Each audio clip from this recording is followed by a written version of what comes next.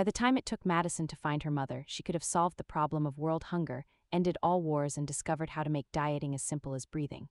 She followed her down into the basement and discovered an entire gym that had not been there days before. The view she walked in upon made her giggle. There stood her mother, in full demon glory, wearing 6-inch hooker heels, wielding 2 small swords and wrapped in tight leather. The pants were red, and she had a ridiculous corset to match. Her long hair was wrapped around 2 long, dangerous-looking sticks at the back of her head.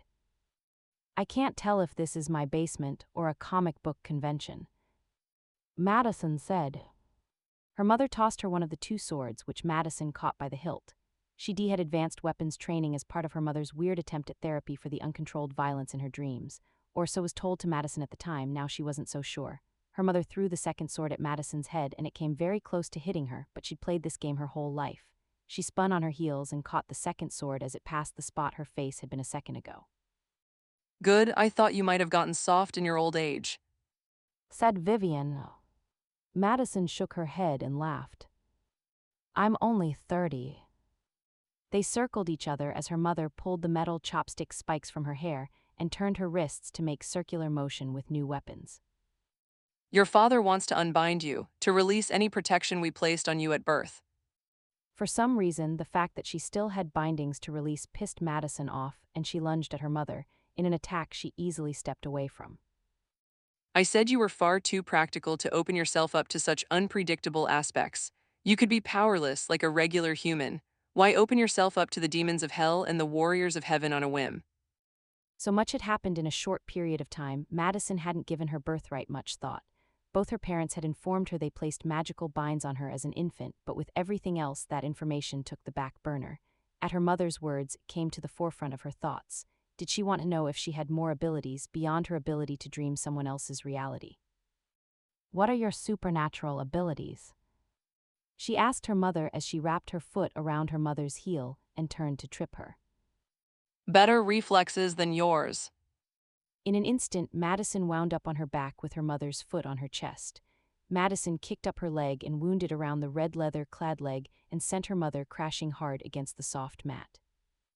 "Not so great." Madison laughed as they both lay flat on their backs, staring up against the ceiling. Good move, where did you learn that? "Andrew." Then she corrected herself. "My father taught me." The words gave her a unique sense of pride.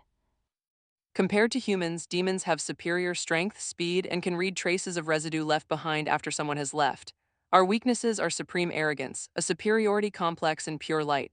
A UV ray will cut off limbs and we can't regenerate, contrary to what Hollywood says.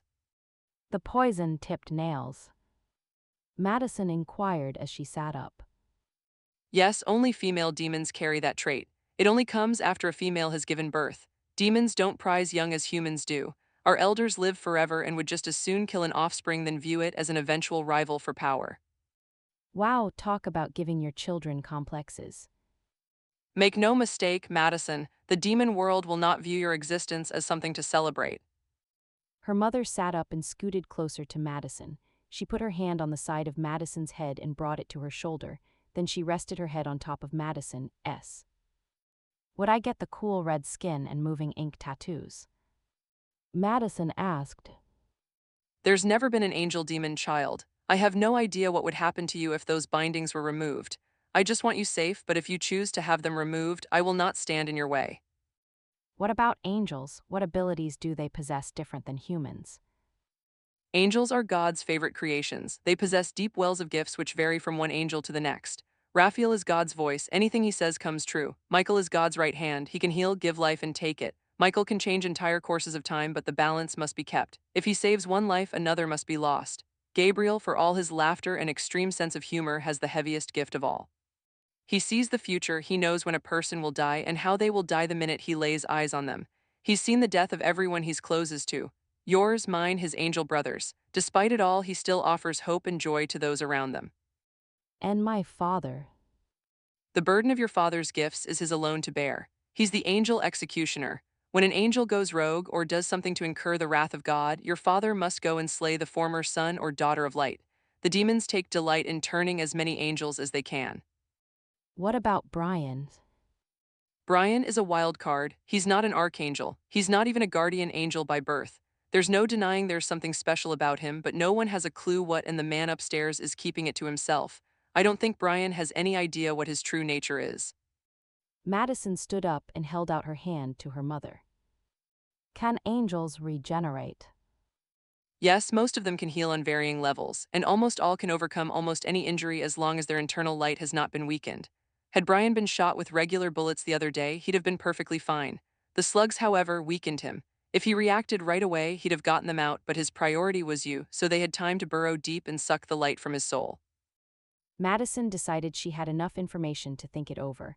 Her curiosity alone led her to assume she'd request the bindings to be removed, but first she'd have a long talk with Kennedy. Her cousin may take advice from a magic 8-ball, but the advice she'd given to her in the past had been spot on. I'll let you know, she told her mother. I don't like the idea of still having bindings, though. I'm not a child anymore. Oh, I know, I just want you safe. You've given me the best chance at safety a girl could have. We'll see how things go. Madison embraced her mother and kissed her on the rough, red cheek. It astounded her that the new look hadn't even fazed her. Her mother retained her beauty in her human form as much as in her demon one. I love you, my darling. I love you too, mother. She turned and left the training area and then thought of something else. Hey, do you think you can teach Abigail and Tiffany some basics? I think they'd do well to learn some self-defense. Don't use the word hey. I paid for a private education which should enable you to have a better vocabulary than that. Of course, I will teach them, but they'll have to work hard. I don't take it easy on someone because they were unlucky enough to be born human. Madison just laughed as she walked back to the main floor of the house. She knew her mother would seek out the two women and get them started on their new training. Every woman should know enough to break away and run. The rest they could pursue on their own or ask for further training. She glanced at the clock and realized Kennedy should be back from her run, so she walked to her bedroom. After she knocked a few times, Madison entered the room unannounced and looked around. Kennedy's clothes still lay on her bed. Maybe she was in the shower. Madison went to the next door and rapped on it with her knuckles. Kennedy. She called out, no answer. She opened the door and saw nothing but an empty room. 2 hours had passed since Kennedy had left that morning. As much as Kennedy enjoyed her morning ventures, she rarely ran for more than 1 hour. Madison went in search of her cousin and tried to keep her wild imagination from creating things to worry about. Why had they let her go on her run, unescorted, with a crazed monster on the loose? It had never even occurred to Madison to ask one of the angels to go with Kennedy, just to be safe. If something happened to her cousin because of her oversight, she'd never forgive herself. The search spilled over to the outside after all the rooms had been checked. Tiffany and Abigail had fallen in with her and looked all over the grounds. Though no one said it, the fear mounted with each passing minute. Uriel and Michael joined in. Madison.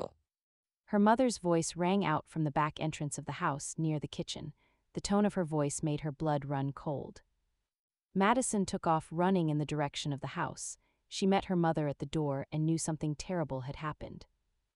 What? She demanded. Hayes on the phone.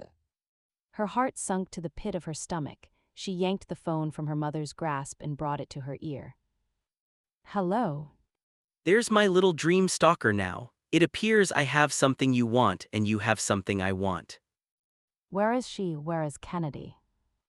She screamed into the phone, her grip tightening with each heartbeat. Temper now, I'll be in touch. He laughed in her ear. A cold, callous laugh filled her with dread. Then the phone line went dead. Oh God, he has Kennedy.